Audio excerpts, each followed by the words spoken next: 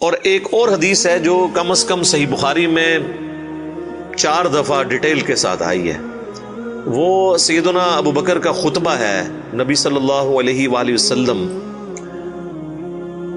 کی وفات کے فوراً بعد۔ خیر رسول اللہ فاختار الرفیق الاعلی من الجنہ۔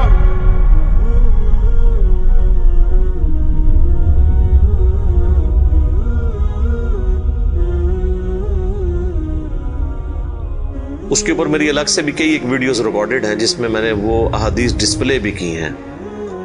صحیح بخاری کے اندر، کہ جب نبی صلی اللہ علیہ وآلہ وسلم کی وفات ہوئی تو سیدنا ابو بکر جو ہے وہ حجرہ عائشہ میں داخل ہوئے، چونکہ محرم بھی تھے، اور اس حال میں کہ انہوں نے دیکھا کہ مسجد میں جھمگٹا لگا ہے اور سیدنا عمر جو ہے وہ تلوار اٹھائے کھڑے ہیں کہ جو کوئی کہے گا کہ محمد صلی اللہ علیہ وآلہ وسلم دنیا سے جا چکے ہیں تو میں اسے قتل کر دوں گا۔ سیدنا ابو بکر حجرہ عائشہ میں داخل ہوئے، اللہ کے نبی صلی اللہ علیہ وآلہ وسلم کے مبارک چہرے سے کفن ہٹایا اور آپ کے ماتھے پر بوسہ دیا اور کہا، اے اللہ کے رسول، اللہ تعالیٰ آپ پر 2 موتیں کبھی جمع نہیں کرے گا، ایک موت آپ کا مقدر تھی وہ تو آپ کو آنی تھی،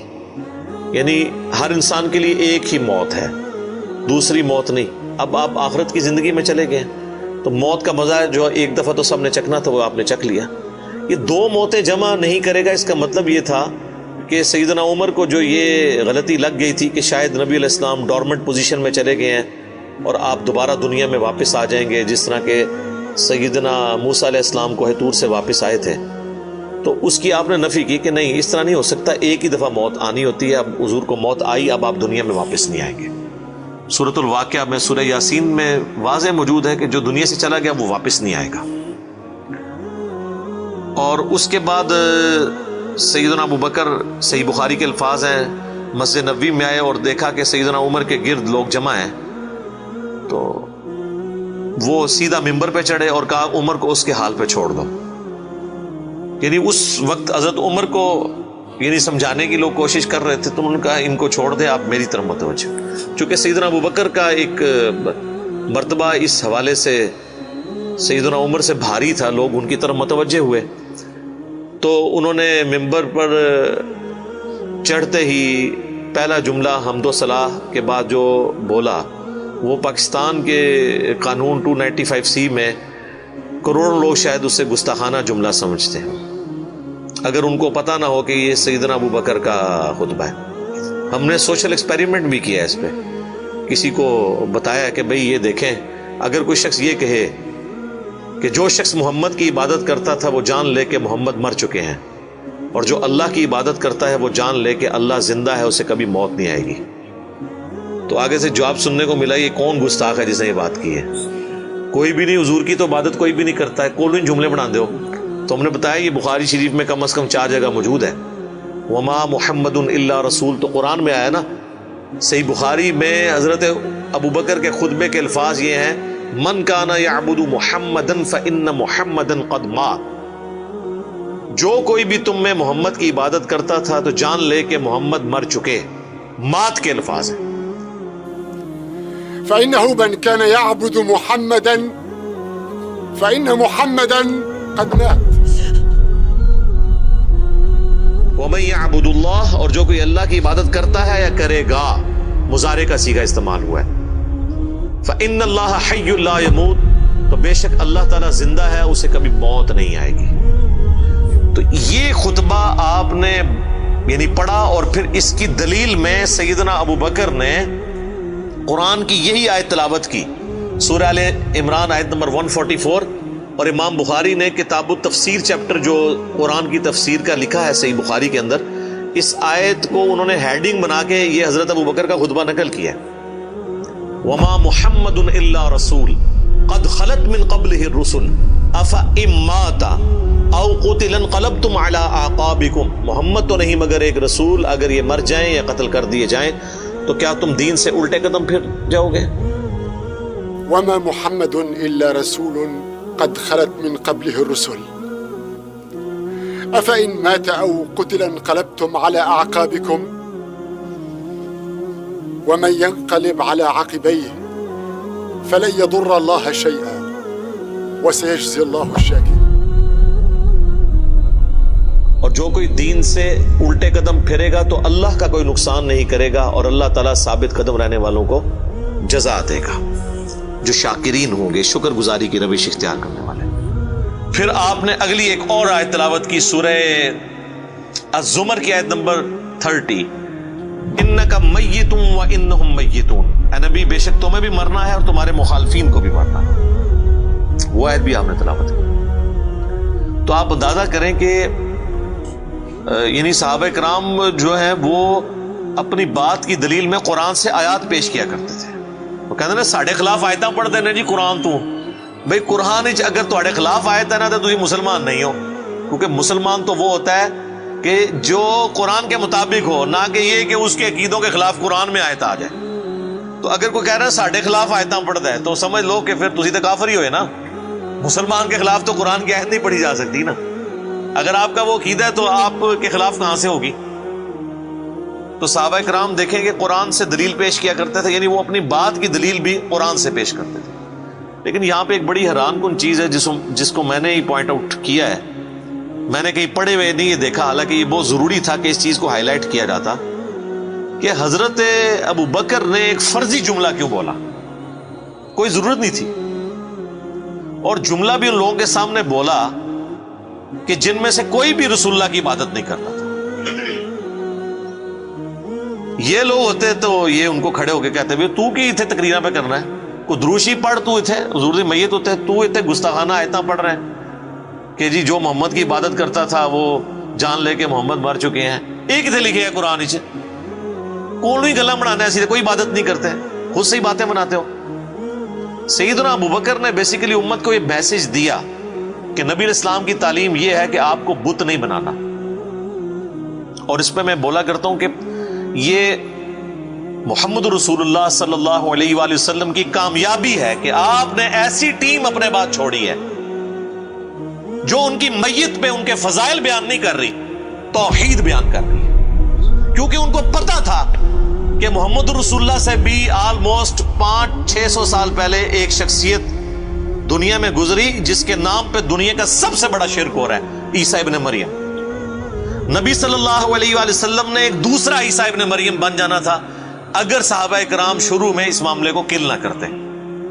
اور یہ انہوں نے اپنی ذاتی اختراع نہیں تھی، یہ نبی علیہ السلام کی مبارک تربیت کا اثر تھا، کیونکہ صحیح بخاری میں موجود ہے، دیکھنا میری شان کو اس طرح بلند نہ کرنا جس طرح عیسیٰ ابن مریم کے ماننے والوں نے ان کو ان کی شان میں بڑھا دیا، ڈیوینٹی ان کے بارے میں کلیم کر دی۔ میں اللہ کا بندہ اور اس کا رسول ہوں، مجھے اللہ کا بندہ اور اس کا رسول ہی کہنا۔ تو دیکھ لیں سیدنا ابو بکر نے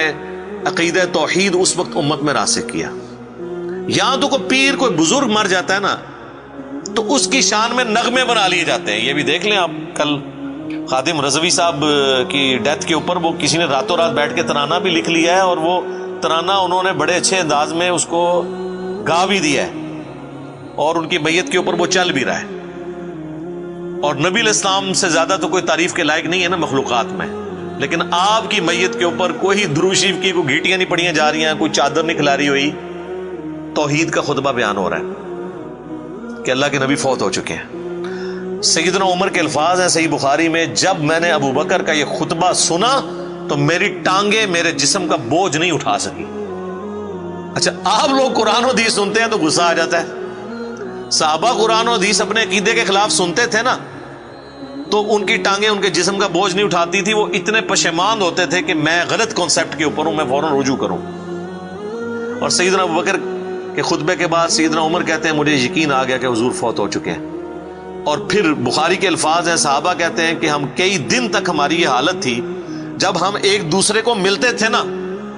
تو ہم یہ آیت سناتے تھے، وما محمد الا رسول قد خلت من قبلہ الرسل، یہ سورہ آل عمران کی آیت نمبر 144، تاکہ ہمیں یہ یقین آ جائے کہ نبی علیہ السلام دنیا سے جا چکے ہیں۔ ایک دوسرے کو یہ آیت سنایا کرتے تھے، گستاخانہ آیت، یہ تو گستاخانہ ہی کہتے ہیں نا۔ یہ ہوتے تھے جناب ایک دوسرے نو جناب کچھ اور ہی سنا دے، نعتاں سناندے رہندے۔ تو صحابہ نے ظاہر ہے انہوں نے تو مشن لے کے چلنا تھا نا، ان کو تو پتا تھا کہ پیغمبر کا کام ہے اللہ کا پیغام دنیا تک پہنچانا، اس کے بعد وہ امت کے کام حوالے کر کے چلے گئے ہیں۔ اب پیغمبر کے ساتھ نسبت اس کی ہوگی، محمد رسول اللہ کا لاڈلا قیامت کے دن وہ ہوگا، حضور کی شفاعت کا حقدار وہ شخص ہوگا جو نبی الاسلام کے مشن کو آگے لے کے چلے گا۔ یہ نہیں ہے کہ جو جتنا اونچا نعرہ مارے گا۔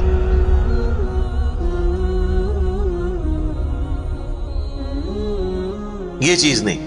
ہم لوگوں نے تو اس حوالے سے بالکل کانسیپٹ جو ہے نا وہ بدل لیے ہوئے ہیں، چونکہ ہم نے قرآن پڑھا نہیں ہے اس لیے ہمیں اندازہ نہیں ہے کہ قرآن پاک میں نبی صلی اللہ علیہ وآلہ وسلم کا سچا محب اور سچا پیروکار کس شخص کو ڈکلیئر کیا گیا ہے، جو آپ صلی اللہ علیہ وآلہ وسلم کا مددگار ہوگا ان کے دین کے بارے میں۔ یہ بڑی سخت آیت ہے جی، یقین کریں انسان ہل جاتا ہے جتنی بار اسے پڑھتا ہے۔ آیت نمبر ہے 157 اور 158۔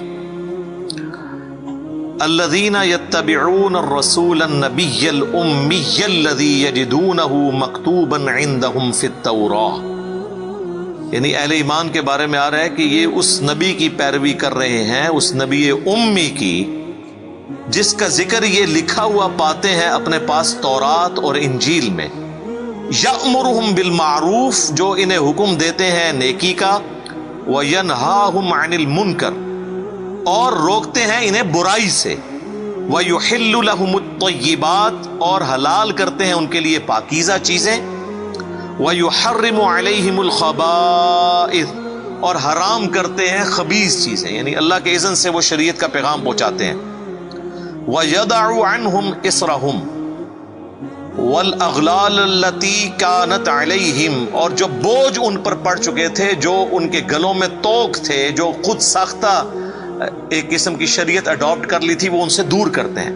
فَالَّذِينَ آمَنُوا، پس جو ان پر ایمان لائے، بِهِ، اس کے اوپر جو ان کے ساتھ نازل ہوا، وَعَزَّرُوا، اور ان کی عزت کرے، وَنَصَرُوا، اور ان کی مدد کرے، وَاتَّبَعُوا النُّورَ الَّذِي أُنزِلَ مَعَهُ، اور اتباع کرے اس نور کی جو ان کے ساتھ نازل ہوا، یعنی قرآن۔ اولئک هم المفلحون، یہی لوگ ہیں جو کہ فلاح پانے والے ہیں۔ یعنی اللہ تعالیٰ فرما رہا ہے کہ نبی صلی اللہ علیہ وآلہ وسلم کا سچا امتی کون ہے؟ جو کہ ایمان لے کر آئے ان پر، اس کے بعد ان کی عزت کرے۔ یہ تو دونوں آسان کام ہے۔ ایمان بھی لاتے ہیں لوگ، عزت ضرور سے زیادہ کر رہے ہیں۔ ظاہر ہے کہ جب یہ کہیں گے خدا کا پکڑا چھڑائے محمد، محمد کا پکڑا چھڑا کوئی نہیں سکتا، غلوف کر رہے ہیں۔ رسول اللہ کے سامنے یہ کوئی جملہ بول سکتا ہے؟ اللہ جس کو پکڑ لے گا نا، نبی الاسلام اس کو چھڑوائیں گے نہیں، نبی الاسلام چھڑوائیں گے اس کو جس کو چھوڑنے کا اللہ اذن دے گا۔ دھونس کے ساتھ کوئی کسی کو نہیں چھڑوا سکتا۔ شفاعت بالاذن ہے، ہر دفعہ نبی الاسلام جا کے سجدہ کریں گے اور اللہ تعالیٰ اذن عطا فرمائے گا اور مقرر کرے گا تعداد کہ اتنے لوگوں کو جن کا ایمان اس لیول کا ہے اب ان کو نکال لیں، جن کا ایمان اس لیول کا ہے ان کو نکال لیں۔ نبی الاسلام اپنی مرضی سے کچھ نہیں کر سکتے،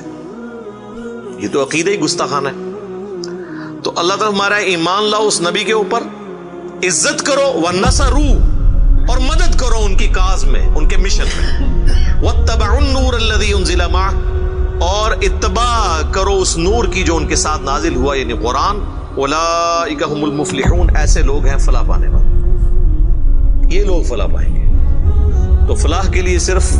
ایمان لانا ضروری نہیں ہے، بلکہ رسول اللہ کی مدد بھی کرنی ہے، آپ کی عزت اور تعظیم کے ساتھ آپ کی مدد اور قرآن کی پیروی۔ تو صحابہ کرام نے حضور کی میت کے اوپر عقیدہ راسخ کر کے بالکل صحیح بات بتا دی، اور آپ دیکھیں صحابہ کو کبھی یہ وہم بھی نہیں آیا تھا کہ نبی علیہ السلام سے ہم نے جا کے اب ڈائریکٹ کوئی بات کرنی ہے، ورنہ آپ دیکھیں حضور کی میت رکھی ہوئی ہے، صحیح بخاری میں ڈیٹیل موجود ہے، میرا ایک کلپ بھی ریکارڈڈ ہے، سیدہ فاطمہ کا قاتل کون، اس میں میں نے ڈیٹیل سے ثقیفہ بنی ساعدہ کی حدیث بیان کی تھی کہ کسی کے دماغ میں بھی یہ مشورہ نہیں آیا کہ نبی علیہ السلام سے آپ کی ابھی میت باہر ہے، ابھی تو قبر میں نہیں گئے، جو لوگ قبر پہ جا کے مانگتے ہیں اور بزرگ باپوں کی، رسول اللہ تو ابھی ان کی میت باہر رکھی ہوئی ہے، جا کے آپ کے میت سے جا کے پوچھ لیں کہ یا رسول اللہ بتائیں آپ کا سکسیسر کون ہے آپ کے بعد۔ کسی کو وہم نہیں آیا، بعد کے لوگ پتہ نہیں کیا کیا دعوے کرتے ہیں۔